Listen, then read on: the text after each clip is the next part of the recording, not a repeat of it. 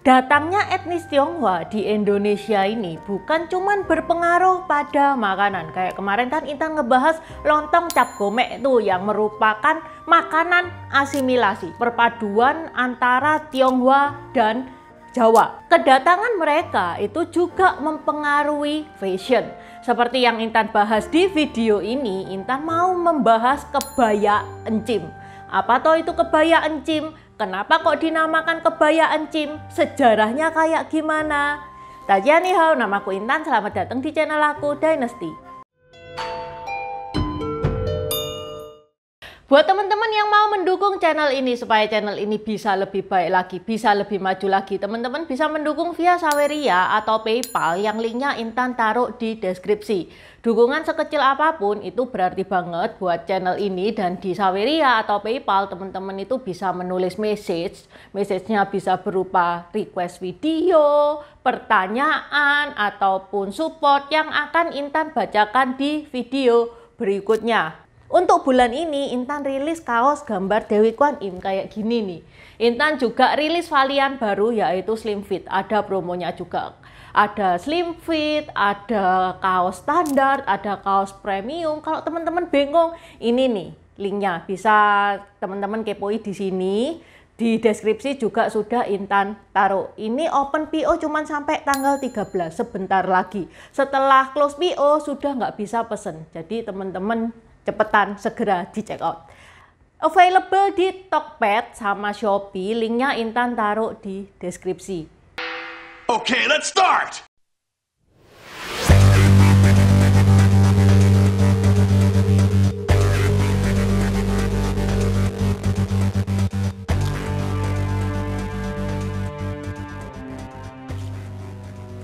Mungkin banyak dari teman-teman yang nggak tahu apa toh itu kebaya encim. Kebaya encim itu merupakan pakaian tradisional daerah untuk wanita yang berasal dari suku Betawi.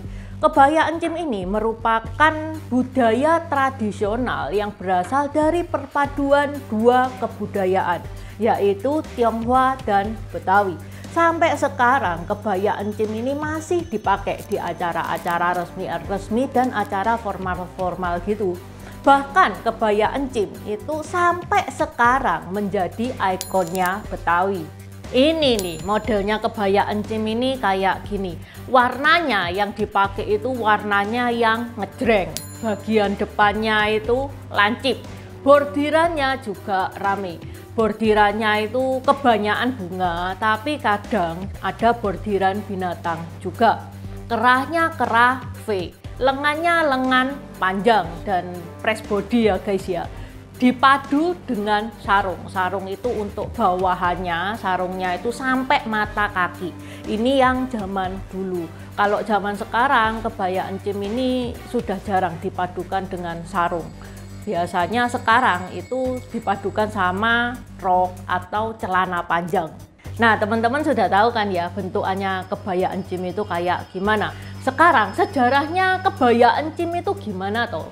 Kenapa kok dinamakan kebaya encim? Menurut Dyahwara itu antropolog jebolan UI dan desainer Leni Agustin saat diwawancara di CNN News itu dia bilang pada abad ke-19 saat Belanda itu menjajah Indonesia, wanita-wanita Belanda itu datang ke Batavia itu pakai gaun. Lah gaun itu guys dari bahannya itu bahan krinolin khas Victorian yang rapat dan tebel. Angin itu nggak bisa masuk. Bisa dibayangin ya guys ya, Batavia itu loh iklimnya kan kayak gitu, iklimnya tropis. Kalau pakai baju yang lengan panjang plus bahannya tebel, angin nggak bisa masuk, itu kan nggak cocok banget. Berasa kayak sauna gitu ya. Biasanya kalau cewek-cewek yang married pakai gaun sehari aja udah nggak tahan. Apalagi ini tiap hari suruh pakai gaun yang serba tertutup. Dari leher tangan itu tertutup dan pakai bahan yang tebal. Jadi nggak enak banget pakai gaun setiap hari di Batavia. Sehingga wanita-wanita Belanda itu ngebikin baju yang lebih praktis, yang lebih simple. Modelnya itu model baju-baju yang dipakai sama penduduk lokal, ya model kebaya kayak gitu. Tapi bahannya bukan dari sutra, bukan dari beludru, tapi dari katun yang dimodifikasi. Katunnya katun apa, Cik Intan? Katun combat apa katun premium? Nah, itu Intan nggak tahu, itu sumbernya cuma bilang katun. Kebaya yang dipakai oleh cewek-cewek Belanda itu dipadukan dengan sarung. Ya udah, jadilah kebaya buatan Belanda. Kebaya buatan Belanda ini ngetren banget di kalangan cewek-cewek kelas atas karena harganya mahal. Memang lebih praktis, memang lebih ngetren, cuman harganya mahal. Pada abad ke-19 itu terjadi imigrasi besar-besaran etnis Tionghoa ke Indonesia.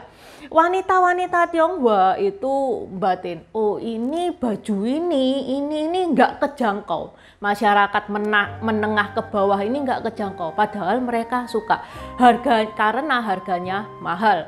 Mereka ngelihat ada peluang bisnis, ya bolehlah kita coba-coba ngebikin terus dijual dengan harga yang murah.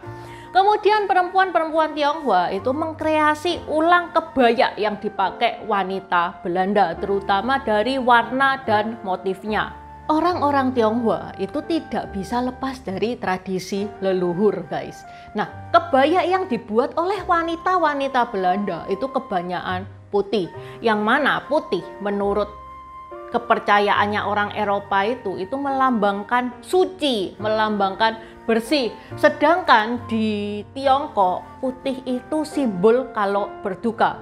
Makanya kebaya encim itu biasanya berwarna dan warnanya itu jreng, didominasi merah sama emas. Itu yang zaman dulu, yang awal-awalnya. Nah, pembeda utama kebaya Belanda sama kebaya encim ini ya berada di warnanya itu yang paling utama.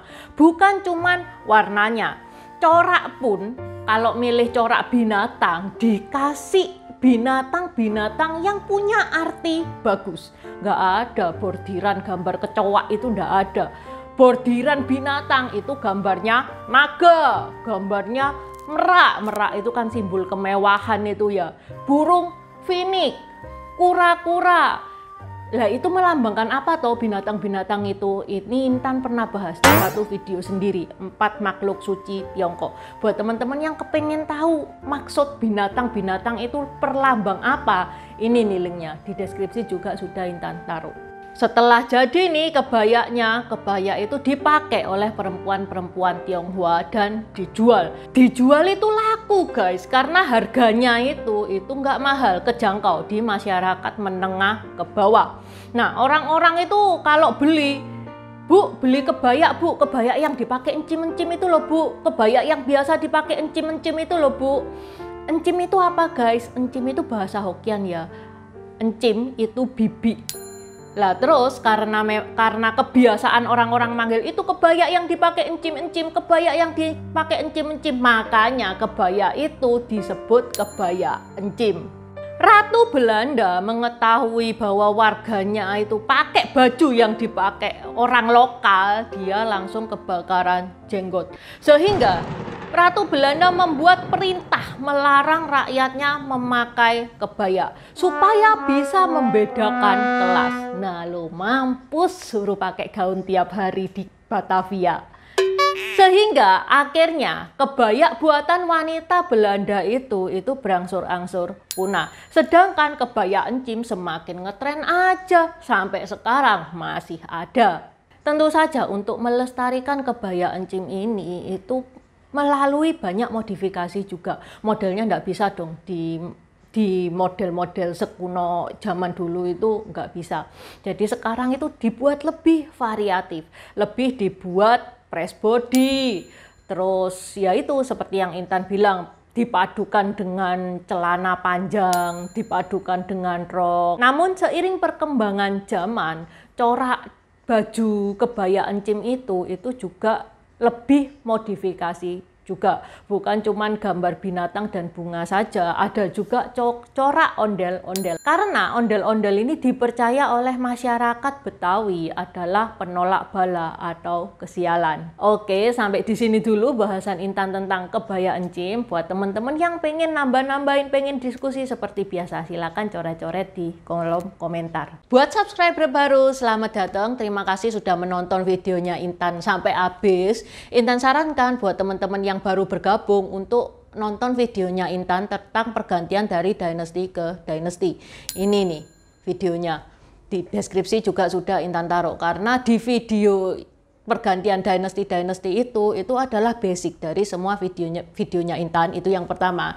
Yang kedua, video pergantian dari dynasty ke dynasty ini bakal sangat membantu teman-teman kalau misalkan teman-teman itu nonton film-film Tiongkok yang kuno-kuno itu bakal sangat membantu banget, karena film-film Tiongkok itu nggak menceritakan secara jelas background kayak gimana.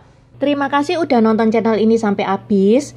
Dukung aku terus berkarya dengan klik subscribe dan bunyikan lonceng di bawah ya guys.